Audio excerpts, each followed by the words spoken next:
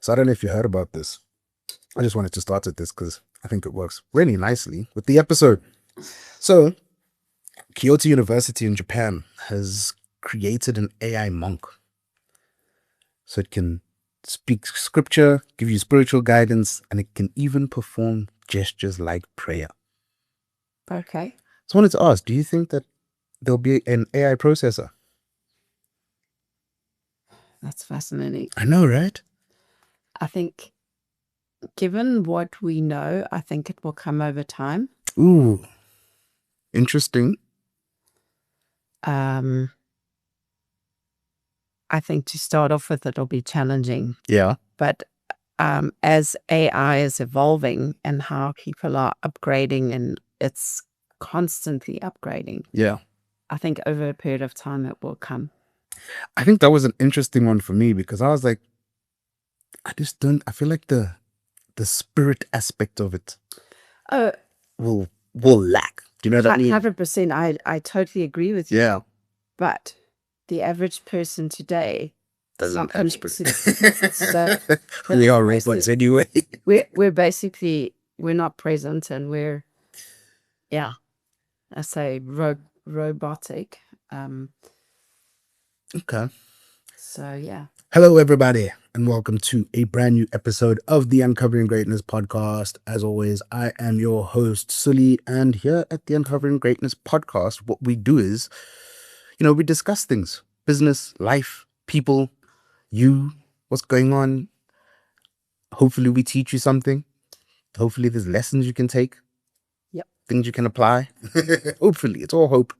And I think the biggest thing is, don't take our word for it. Very important. We are teachers, we're educators, we're helping people, but we expect you to go and do the research for you. Yeah. Because not everything we say is applicable to you. And I think we're also figuring it out, right? Just like everybody else. Like everybody, we don't have all the answers. And I think this has become the most fascinating thing to me is like you still studying processing. Do you know what I mean? Like, absolutely. It's not like, okay, cool. I got my, let's call it my degree in processing and I'm done. I'm the best. No, it's like I'm learning and upgrading myself all the time so that I can get better and better. Just like doctors, dentists, lawyers, they have CPD points, or accountants, or whatever it's called. Yeah. But they have to keep upgrading all the time. I think that's super important. So also, before I start, I did a channel audit of our YouTube channel. Fascinating stuff. Yes. 96% of our African audience is not subscribed, which is wild to me because of where we are based. Perceived. Yeah. Sure. Majority of our audience now has suddenly flipped to the US and the UK. So thank you guys for watching. We appreciate it. It's good to know that the rest of the world can see that we don't have lions and stuff. We're normal people. Don't live in mud huts. We don't live in mud huts. Have electricity. Hey. Most of the time. Oh, this podcast could go south. So today I'm joined by Nicole Mitchell. Nicole is the lead processor at Uncovering Greatness. And what she does is she helps you find out what you want and she helps you get it. Nicole works with a variety of people from, I don't like this term, but I'm going to just say it, average Joes to CEOs. Oh, that rhymed. That was never my intention. Yes, that was pretty good, actually. That's your new one. From average Joes to CEOs. That's who you work with. How you doing, Nicole? I'm good, thank you. How are you? Good, thank you very much. So today's episode is something that you've been saying to me for a while, and I've been struggling with it. Oh, can't wait. You've been telling me about results versus behaviors. Focus on the behaviors and not the results, but the behaviors. Correct. And I was like, that is insanity. That makes no sense. And as I've thought about it more and more, I was like, okay, I'm starting to get it now. Yeah, and I guess this is where the world teaches us that results are important. Yeah. Okay. But they don't teach us the actions. Yes. So if we look at sales reps, they just want closed deals. Yeah. They're not measuring the behavior of the sales rep. So I'll use this example of you bring in a sales rep and they start, I say, fudging their numbers. And they tell you that they're making 50 calls a day, and you know that they're only making 30. The results, to start off with, they may get really great results. Yes. For the first 3 months. Yes. Even though they are not making or doing what they say they're going to do. But over a period of time, you will start to see those results will shift. Okay. And the results over long term will get worse. Well, because they are, I use the term fudging, sort of doctoring, making up, lying. Everyone's escape full circle with it. Escape full circle. Love that. About their numbers. Yes. They are fudging their numbers. It will eventually come out. Yeah. And the challenge that we see in businesses is that generally, if people are not being honest about their numbers, there's other things they're not being honest about. And so over time, if you don't stop that and change the behavior, it will come out elsewhere. So like in one organization, there was a whole bunch of reps fudging their numbers, but guess what was happening in the company? Stuff was going out the back door. And all the reps knew. They were stealing, in other words. No, the reps weren't stealing, but they were they knew that some of the cleaning staff and some of the factory workers were taking stuff out the back door. Okay. They didn't want to say anything because the people that were taking stuff out the back door knew that the reps were fudging numbers. So it became this, let's all go into agreement. Ooh, interesting. Okay. What happened to that company? What happened? Long term, they had to retrench 50% of their staff. Guess who got retrenched? People that were taking stuff out the back door. Not the guys fudging the numbers. And, well, some of them got retrenched too, not all of them. But over a period of time, those results will be evident from the behaviors. That's interesting. So it's important for you to look at what are the behaviors of people, and somebody, I was at an event this weekend, and what the guy was saying was,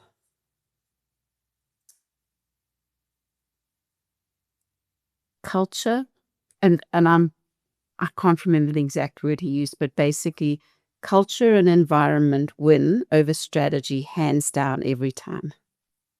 I could agree with that. And he said you can take it to the bank. Your culture and your environment will beat strategy anytime. Yeah. And we see that. I mean, if you take sports, for example, the culture that you create in a sport will beat your strategy anytime. Because why? This gentleman was actually talking about the All Blacks, and when they hit their their lowest point here in South Africa and got drunk and what have you, and how they went back, and the organization created a culture so that it became a winning culture. So what did that mean? It meant they had to focus on the behaviors. Yeah. And so what they did is the All Blacks now have a rule. They are the last persons in the change room. They clean the change rooms. And things like that. Why? Because that is culture. That is behavior. Because when you change the behavior, you change the results. And it's one of those where I think what they call it, cleaning the sheds. Yes. So it's no matter who you are in the team, captain, superstar player, every single one of us cleans. We leave it the exact same way we found it. And I think it's exactly the same with the Japan national football team. They do that as well. They clean, they leave it as they found it. And actually, sometimes they leave it better than they found it. I see, so they probably leave it better than they found it. And it's, yeah. And so what that is culture. Okay. And that is culture. What is it? It's a space where you dictate people's behaviors. Why? Because when things start to go wrong, if you've got the right behaviors, you will always get a better outcome than in terms of if you've got the wrong behaviors. So would you say like is behavior a knowledge problem? So for example, and you're kind of saying this to me the other day around knowing something and knowing how to do something. So if I use the example, and I don't think I said it right when I spoke to you, but I know about cleaning the change rooms. Yes. Which means I know about it. I've never done it. But I know about it. Yeah. I know that the Japan national soccer team do it. I know that the All Blacks do it. Yeah. But I've never been into a change room. Okay. I've never had to clean a change room. Yes. I've never seen a change room. That it's a men's change room for rugby or soccer but I know about it. Yeah. That's very different to actually doing it. Okay. And cleaning and getting on your hands and knees and knowing that you need buckets and you need cloths and you need a mop and you need whatever and a special disinfectant or whatever. That's very different. You know. You have the information. So it's information versus application. Okay. And a lot of times people think they know about stuff. I know about going to the Olympics. Yes. Because you train for 4 years and then you qualify and then you go to the Olympics. Super simple. Very easy. Not a problem. But yet, if you were to actually speak to an Olympian, it is very different. Yep. They will tell you the hard hours that they have spent. They will tell you the challenges of getting visas. They will tell you the challenges of giving up time with family. Yep. All of those things, because why? They know, because why? They've done it. They've applied it. And so it is important to understand that, and I can't remember your exact question, but knowing about something is very different to applying something. Okay. So yes, a lot of the times when you bring a new person in, they don't have the knowledge of the culture or the behaviors. Okay. So yes. They don't know what they're supposed to do. So if you bring a new person into your organization and you go, okay, cool, go and make phone calls. And you don't say, this is our process, this is what we do, this is how we do it. The behavior. This is the behavior we expect from you. Yes. They're just going to go do whatever they want. Doesn't make fun. And then the next person comes in and you bring in another new person and suddenly your culture that you had when you were a team of 6 is diluted. Why? Because you brought in 2 new people who have no idea what the culture is. They have no idea what the behaviors are. And so what happens is your culture gets diluted because, especially in small teams, because, you know, if you've got, 5 people and you bring in 2 new people, you know, that's 2/7 of your team. Yeah, that's a sudden growth. Which is very different to, you know, if you've got a massive team of 5 million, or call it 500,000. Even if you say 500 people and you bring in 5 people, you're still not changing a huge amount. Yeah. And what will happen is those people will fit in, they will learn the culture, people will tell them those things. But in small teams, it is so important to make sure that you are clear on what is your culture, how does it work, these are the behaviors we expect. So we have one organization that we work with that one of their cultures is on Friday afternoons, they have a braai. And then they now go, let's say they've come to South Africa and they open up in South Africa. Yeah. And, or let's say they go from Polokwane and they come to Joburg. Okay. Now, the people in Joburg don't want to braai on Friday afternoon. They'd rather go home early. Why? Because there's more taxis, it's easier to get home. I want to spend, but their culture is, no, Friday afternoons as a team, we get together and we have a braai. Yes. That's it. Yes. That is the culture of our organizations. Yes, we still all leave at 5:00, but from 2 to 5, we have a bye. Why? Because for various different reasons, we connect, we do this, we do that, the next thing. But if you don't teach people the reason why you do that, they will change the culture.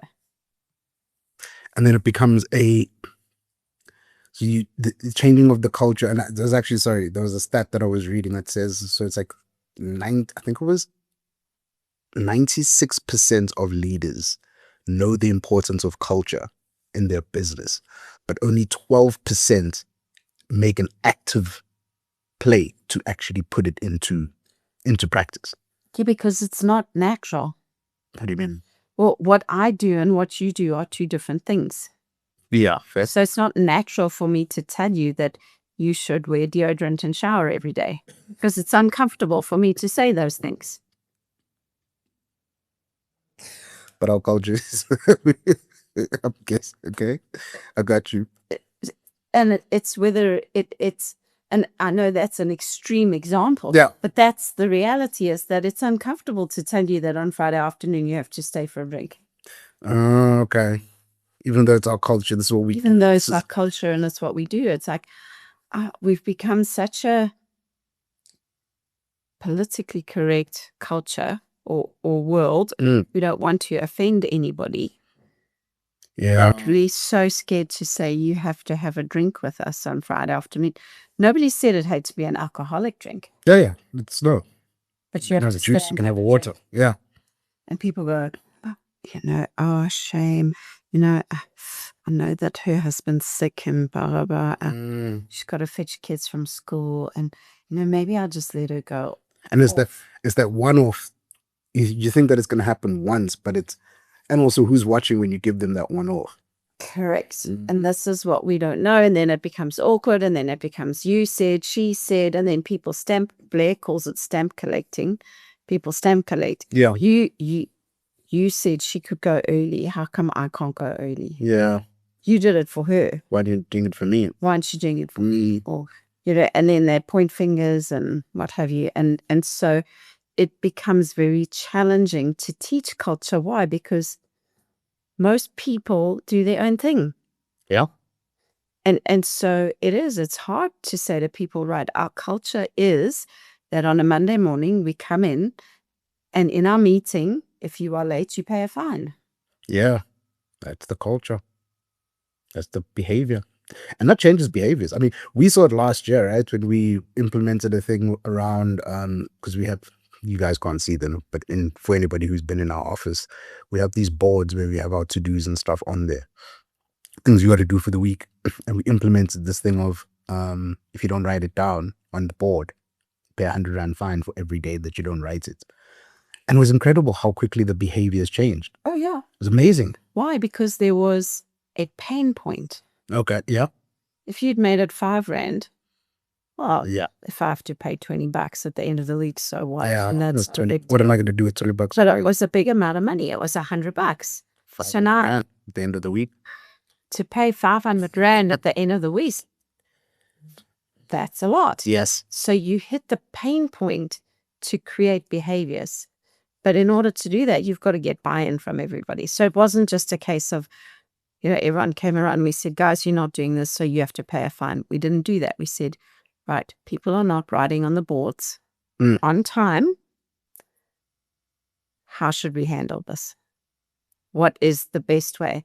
And you got agreement from everybody. Yep. That, okay, by Tuesday at 10 o'clock, if it's not written on the board, you've got 24 hours to write your stuff on a board. Yeah. After the meeting. If it's not written up, you pay a fine. Is everyone in agreement? Yes. Okay, great. Everyone's in agreement, right? Then we started implementing it. And guess what? Everyone went, oh, I don't want to pay a fine. I'll write up on the board. And that's how we changed the behavior, because there was pain point. So how important is it, especially within a team, right? Like you're saying, to get the agreement? So do you feel like there's moments where you got to get the agreement, and then there's moments where you've got to just lay down the law? Or do you think that you have to always get agreement? Well, if you get agreement, it's a lot easier to lay down the law Okay. because you're not fighting the person. Okay. Got you. And people turn around and then they can't turn around and say, you're picking on me. Mm. Because that's often what we've observed is, Yes. oh, you're just doing it to me. Oh, you just don't like me. Mm. If you get agreement from everybody, you write it down on a piece of paper, then the piece of paper becomes the authority. And then you don't have to go to anybody and say, do you know that you just put the piece of paper down and you say, what's happening? Mm. You don't have to say, you didn't do this, you didn't do that. The piece of paper becomes the authority. Yes. Oh, love that.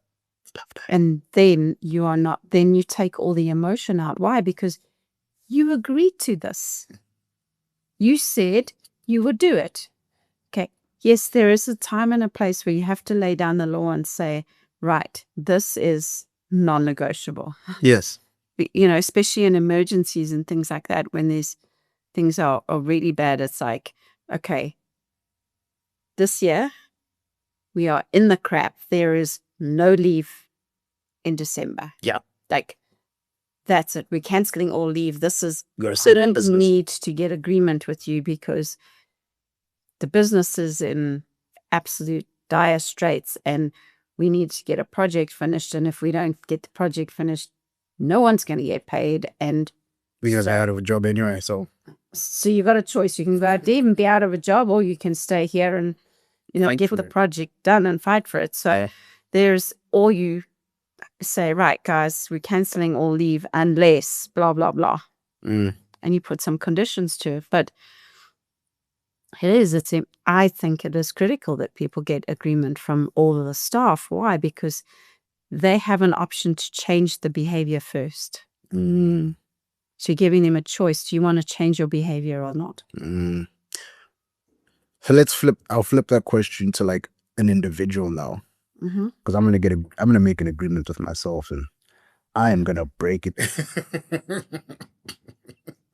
I'm gonna move around that agreement the best way I can. So as an individual, right? How do you, and I want to actually just say this before you answer. I didn't know this and I found this out doing my research as I do for the podcast. A study was done at the University College of London and it says it takes 66 days average to automate behavior. And I've heard you and Barry kind of say it's like 90 days is the to change to sort of to make it automatic in a sense. So I was just looking at your research. 8% hit long-term goals. Wow. I mean, we've been talking. But if we go 8% hit long-term goals, why? Because it's a behavior. They change behaviors. And by changing behaviors, they then change the results and they get their long-term goals. But going back to, are you creating accountability when you are setting up a behavior? Okay, so yes, it takes time to change behaviors. So you can go and there's tons of research around and studies that they've done and things like that around how long it takes to break a habit. Barry and I always say 90 days, 3 months. Why? Because I think the stat is 66 or 67 days or something like that. It's like 2.5 months. Well, do it for 3. I mean, just call it a day. Then it's done. And also the other thing for me that I've learned is the first 2 weeks, most people don't change the behavior. They may change 1 out of 7 days. Or 2 out of 7 days. And then so by week 3, which is 14 days in, you're now starting to do the behavior consistently. Okay. So that's 60 plus the 2 weeks, or you cozy 90. 90 days. But the biggest thing that in my experience that allows people to consistently do that and change the behavior is accountability. To whom? Anyone or anything. Okay. So I've talked about this previously. Like, if I say that I'm going to go to CrossFit in the morning 3 times a week, okay, I'm going to tell people that I'm going to be at CrossFit 3 times a week. Okay. Okay. And I give people permission to ask me where I am. Ooh, okay. Okay. So if I'm not here, please ask me where I've been. Mm. Okay. So that is a form of accountability because one, I'm telling people, and two, I'm telling people, please follow up with me. So you go to a new CrossFit facility, you can go to the coach and say, I'm going to be here 3 times a week. If I'm not here, please phone me to find out where I am. Yeah. That's how you create accountability. Okay. Another way you do it, you find somebody, if you want to run, find somebody to run with in the mornings. Go, okay, cool, let's meet up and run. Okay. Got you. Or you may have like a dog. Like I was chatting to a guy, he's got a border collie or a collie cross or something like that. And he says he gets home, he's exhausted, and the dog's standing at the door. They used to run. Those guys need to run. And he goes, I'm accountable to the dog. The dog is going to make me.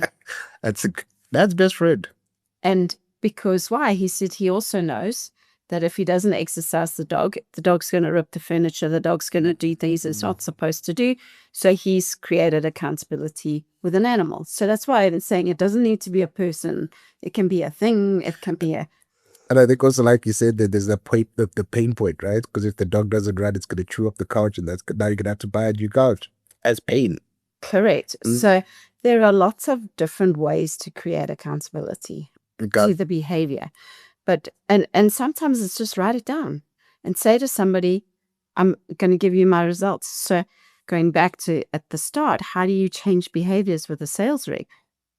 You get them to write everything down, and you have to supervise them for the first 6 months, probably. Every day you bring me your call sheets. Okay. I want to see your call sheets. I want to know what happened. I want to see, right? If your numbers are not on your call sheets, you pay a fine. Because why? You change the behavior of fudging numbers. Yes. Because you create accountability in terms of those numbers. So now and yes, it is going to take work. And I think that's the challenge, is that Agreed. it is going to take work. People underestimate how much it takes to bring a new person in. Why? Because you teach them culture. Tough one. And I mean, this is where some schools got it right. And like when I started at my high school, you got a test at the beginning of in your first week by the prefects. Oof. Okay. And you got asked to, who was the head girl last year? Who's the head prefect? Who's this? Who's that? You know, where's this and this fountain that was created, and or what year was the fountain? Those one of those ones. Like, it was all general knowledge, but it was all information about the school. And I remember thinking, I didn't come to school to learn about the thick fountain and the this and the that, and I don't give a rat's who the head girl is, and who was head girl 5 years ago, and who's the best swimmer in the school and the best drum majorette and the best. Like, I don't care. You can. So I'm here to do school. Let me learn. Let me get out of here. But looking back now, it was about, this is the culture of the school. This is what these are the things you need to know. These are the things you need to be aware of. These are the things that are important to the school. Yeah. And so a lot of, and I hate to say private schools, but a lot of schools that have a lot of culture and history behind them do that with new people. Yeah, the grade 8s. The grade 8s come in and they got to learn this, that, and the next thing and all this stuff. Yeah, I think that's something that really does. It sucks because, yes, there have been people who have done the wrong things and have gone against the culture and the behaviors of what a school is. But I've always liked things like initiations in school. So when you come in as a grade 8, this is what you got to do. I've always liked that because, and I've never actually thought about it the way you just explained it, because that's our culture. That's how we behaved as a school. It's the pride of what we do here. You have to come to so many sporting events and you have to do this, you have to do that. That creates culture. Yeah. And unfortunately, parents, kids, everyone's fighting against that because I want to be An individual. I want to be this, I want to be that. And then you land up like in Canada where you have this 15-year-old having I don't know if he had a sex change or whatever he did, and then landed up going back to school, shooting everybody. Yep. And shooting his parents too. Yes. Shot the parents, shot himself.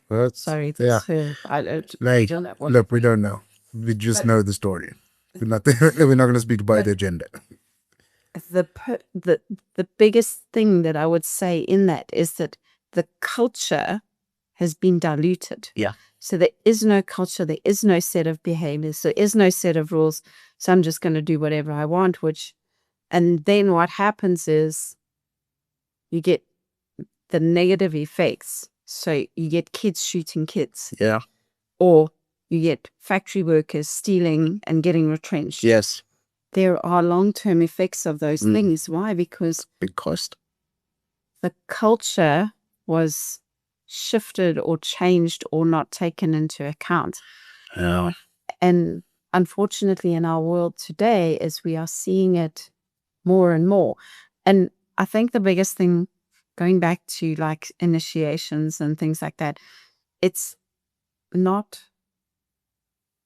we're not talking bullying. Yeah, we're not talking about the abuse aspect of it. No, that's talking wrong. about the information aspect of it and getting kids to apply and understand this is the way things work if you want to fit in.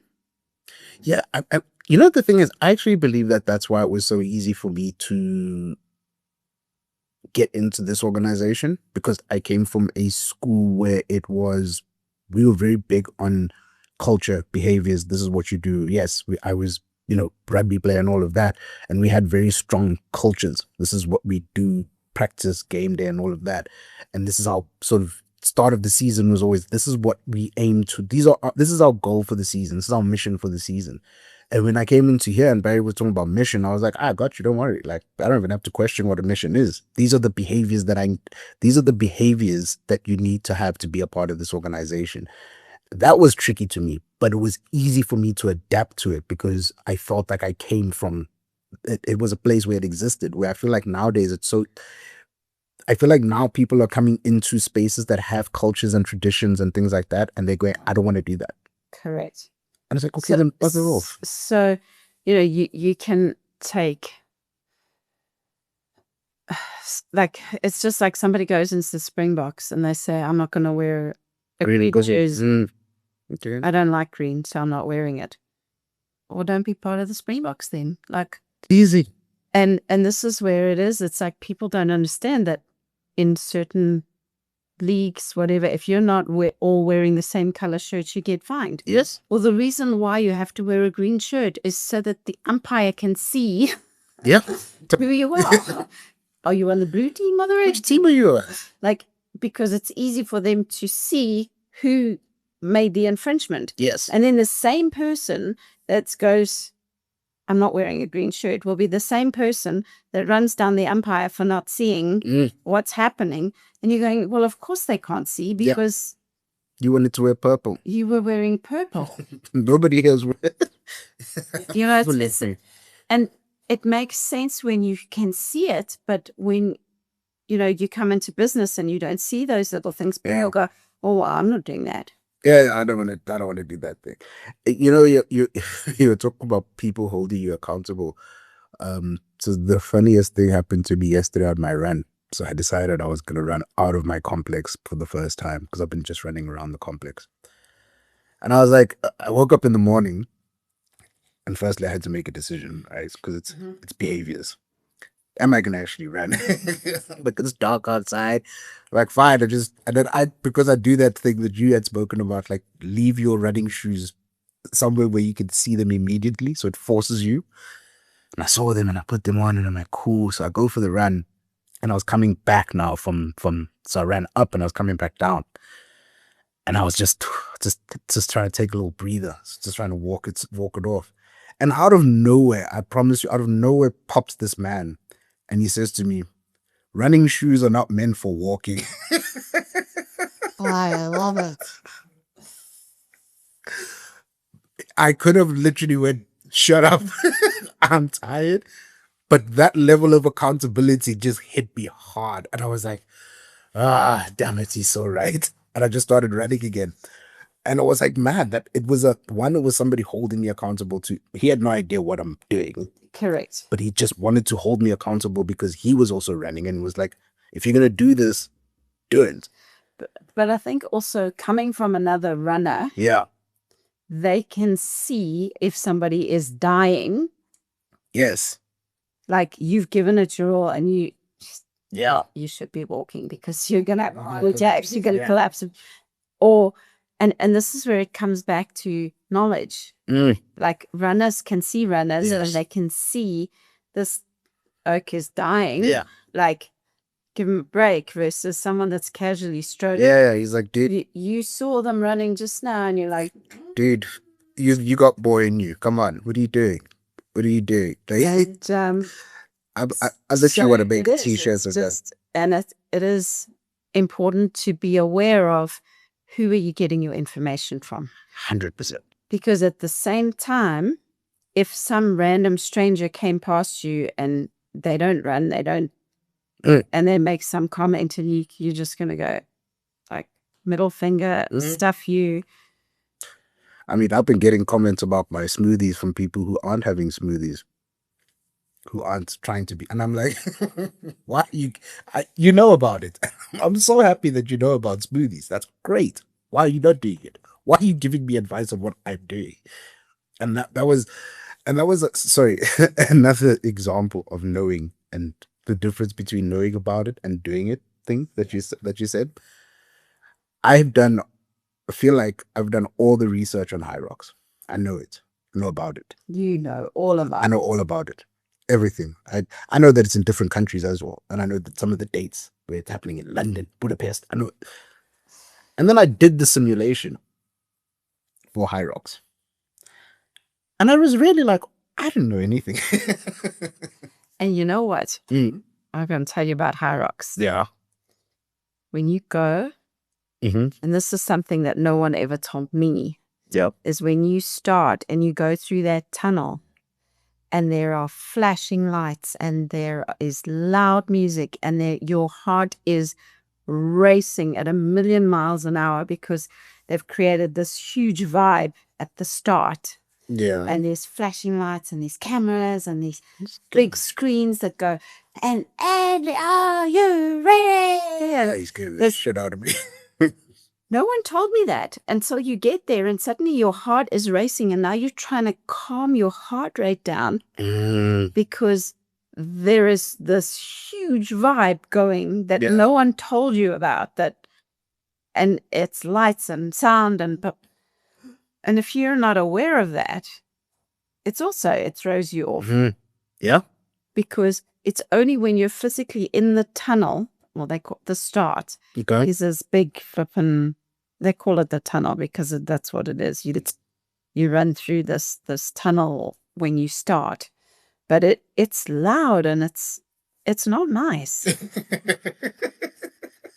If you don't know about it. Yeah, we'll catch you off guard. It catches you. Yeah. So it's important to be aware of all of these things. And you will only experience that when you go and do Hyrox. Yes. Because you can try and simulate that somewhere, but when you've got 3,000 people running with you and there's loud sound, you can't create that environment. Can't recreate the simulation. And I think also that is like the importance of like understanding, and because we're talking about behaviors, right? So the importance of understanding your own behaviors. So the example for me of the Hyrox simulation is I know the pace that I run at, right? So I'm running at about 8:30 a K, 8 minutes 30. And it's come down dramatically, so which I'm chuffed about. And so we start the simulation. And Barry's running at what, 5 minutes a K? Yeah, 5.5 minutes a K. And my stupid self, when we started, was like, okay, I need to keep up with Barry. By the time I got to the wall balls, I wanted to leave. It was the first, and I think it was like 800 meters up. I'm not sure how much that was. Yeah. It was about 800 meters. By the time I got to, now we had to start the first exercise, and I'm like, I'm gassed. I'm like, I'm going home, I'm lying on the floor with a squeak. But and that's where only by going and doing and going with somebody and simulating it, are you starting to learn more so that you can apply more so that you can get better. Yeah. And then I even told it to him at the end, and I was like, this is what I did, and I was gassed. And he was like, yeah, but run your own race. Yes, we're doing it together. I'm not saying I'm not going to leave you, but if you're going to try and run 5 minutes a K when you don't run 5 minutes a K right now, you're gonna be you're gonna die. Like lap one. So I have to call the ambulance and get me out of here. So it's just like, what's your pace? And he's like, cool, set the pace and I'll follow that pace. I don't have a problem with following your pace, but don't put yourself in a position. And it was such a great, for me, such a great realization around behaviors, right? Because my behavior immediately clicked into that I need to keep up with you. Yes, my normal competitive self. And I was like, why am I I've never done this before. This is my first time. If I was playing hockey, different story, or playing rugby, but I've never done this thing. This is a whole new thing. My behavior has to be different. I can't be competing with somebody who's done 6 of them and does half Ironmans for fun and rows in world championships and stuff. That's crazy. Correct. Insanity. So yeah, and it's just, what are your behaviors? And that's why if you focus on the result, you may not get the result. Yeah. But if you focus on the behavior, you will eventually get the result. Behavior will take time to shift. Yes. So that 90 days will take time, but you will eventually get the result. So if we use the example of running, and I just look and when I started, I was running at, like, I'm embarrassed to say, I think it was 10 minutes. Okay. I think I could probably walk faster than that now, but anyways. Are you embarrassed? I was to say. But it's, you start off and it's like, can you do 2Ks? Yes. And that's, I think it used to take, and I mean, where I was injured when I started and I couldn't walk 500 meters with my knee. But it was the behavior of just going and walking. And it was probably 12 minutes okay, if I'm completely honest. And I could only walk 500 meters. But I'd walk to a certain point and walk back. And then the next day I'd walk and walk back. And after a week of then getting comfortable with that, then we'd start to increase it. And then increase it further until the point that I could sort of run all the way around the pan, which is 2.5 Ks. Okay. So it would be run, walk, and then to the point that could I do 2 Ks unbroken, and then another 2 Ks, and sort of, and I mean, I started off like every sort of 10 meters, I'd walk for 10 meters. Yeah. And I'd run for 30 meters, walk for 10. And so it was only by doing the behavior gradually and over time did I start to get better. And then, like I think I shared with you, it's like run slower for longer. Yeah.